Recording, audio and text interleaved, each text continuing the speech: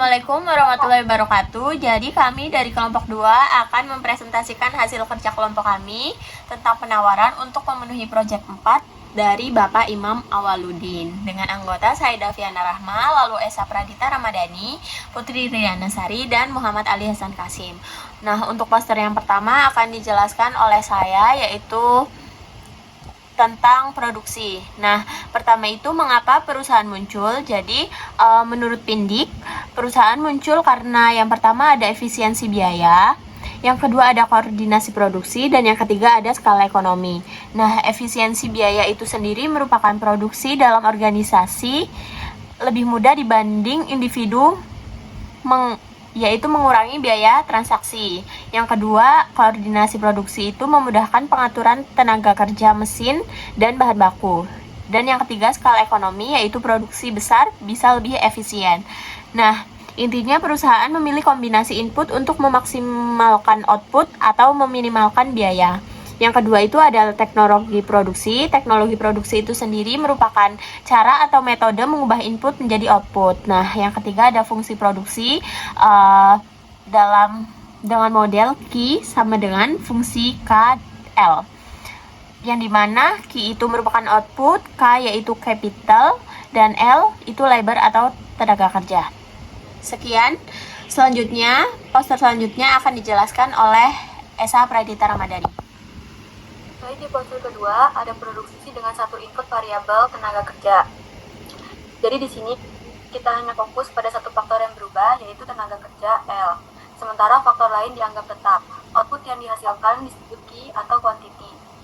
Di bagian 2 ada data produksi. Kita lihat di tabel kiri, saat tenaga kerja 0, outputnya juga 0. Jika L sama dengan 1, output jadi 10. L sama dengan 2, output naik jadi 25. L sama dengan 3, output menjadi 45. Dan seterusnya. Artinya semakin banyak tenaga kerja, output total akan meningkat.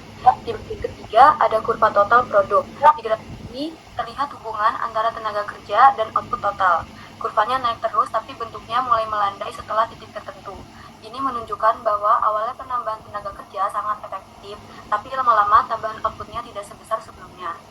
Di bagian 4 ada marginal produk atau MP. Marginal produk itu tambahan output dari setiap tambahan tenaga kerja.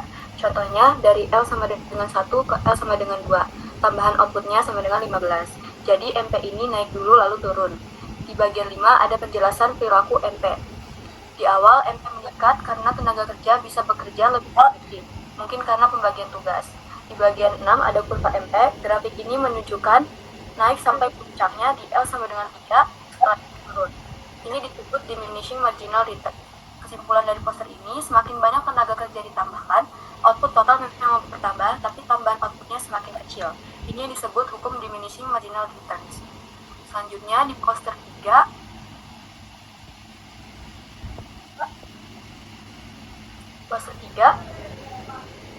di tabel ini terlihat kombinasi antara K dan L yang menghasilkan output Q di tabel produksi. Contohnya K sama dengan 1, L sama dengan 1 menghasilkan Q sama dengan 10.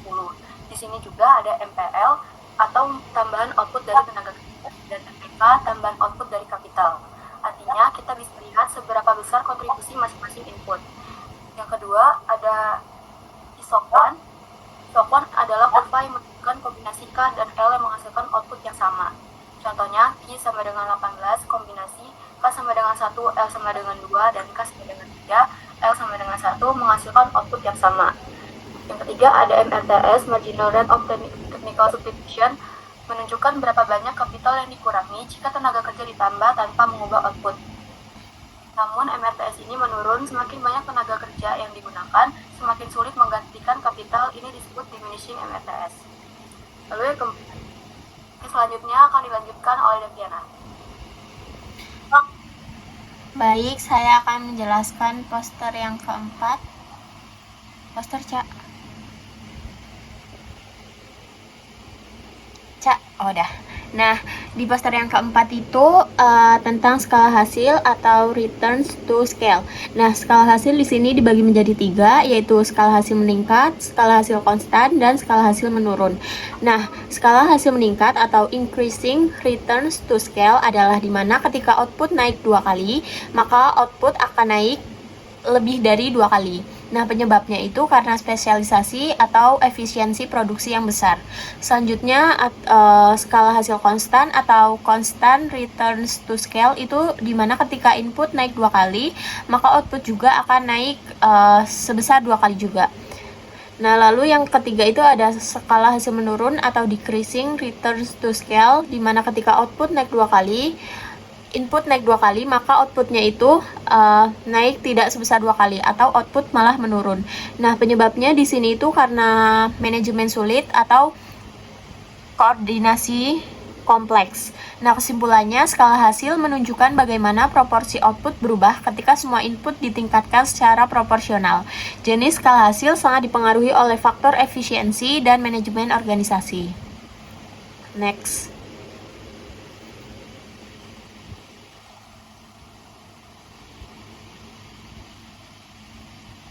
Nah, yang di sini di poster selanjutnya saya akan menjelaskan tentang biaya produksi.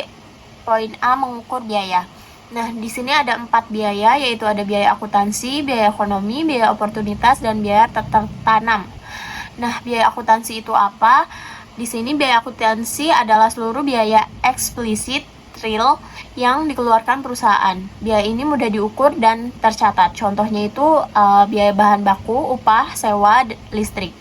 Nah, biaya ini penting untuk pengeluaran real.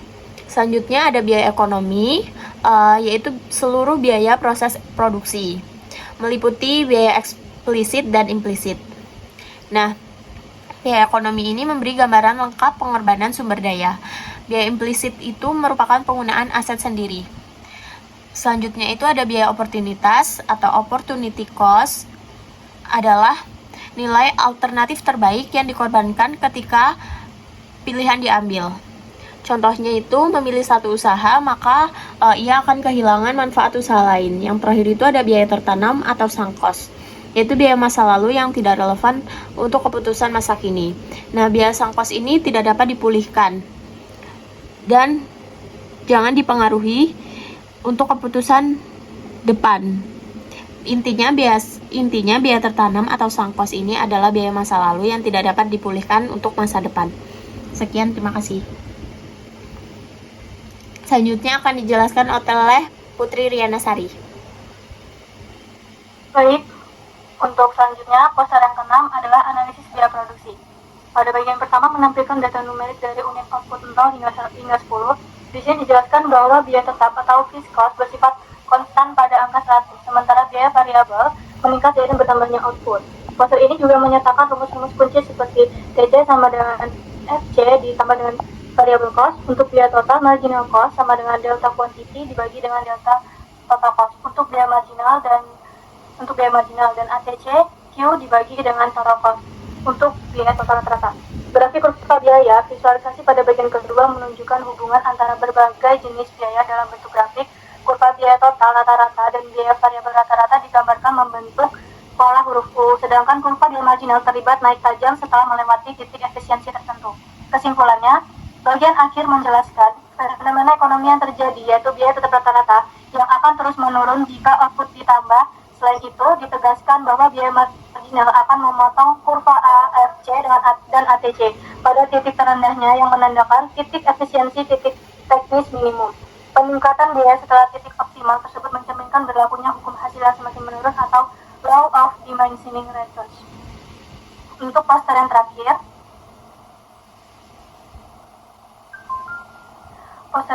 adalah hubungan biaya produksi pada jangka pendek dan jangka panjang. Poster ini menjelaskan hubungan jangka pendek dan pembentukan kurva jangka panjang pada bagian pertama. Menjelaskan interaksi antara biaya rata-rata jangka pendek dan biaya marginal jangka pendek. Karakteristik SMC dan SAC sama dengan SMC akan selalu memotong SAC tepat di titik minimumnya. Untuk selanjutnya, titik minimum LAC pada titik terendah kurva LAC di kuantitas terjadi keselarasan di mana nilai MC sama dengan LMC. Analisis jangka panjang dan skala hasil bagian kedua berfokus pada perilaku biaya ketika semua faktor produksi bersifat variabel. Perusahaan memiliki kebebasan untuk mengubah skala usahanya yang kemudian memunculkan 3 fenomena skala hasil. Yang pertama, skala ekonomis, yaitu saat biaya semakin murah karena perusahaan semakin besar dan efisien. Yang kedua, skala konstan, yaitu titik paling efisien di mana biaya tetap stabil meski produksi ditambah. Dan yang ketiga, skala disekonomis, yaitu saat biaya justru jadi lebih mahal karena perusahaan terlalu besar sehingga sulit dikelola. Itulah alasan mengapa kurva biaya berbentuk huruf U yang awalnya turun karena hemat, mendatar di titik terbaik, lalu naik lagi karena tidak efisien. Baik, Terima kasih. sekian presentasi dari kelompok kami. Kami ucapkan terima kasih. Wassalamualaikum warahmatullahi wabarakatuh. Warahmatullahi wabarakatuh. Warahmatullahi wabarakatuh.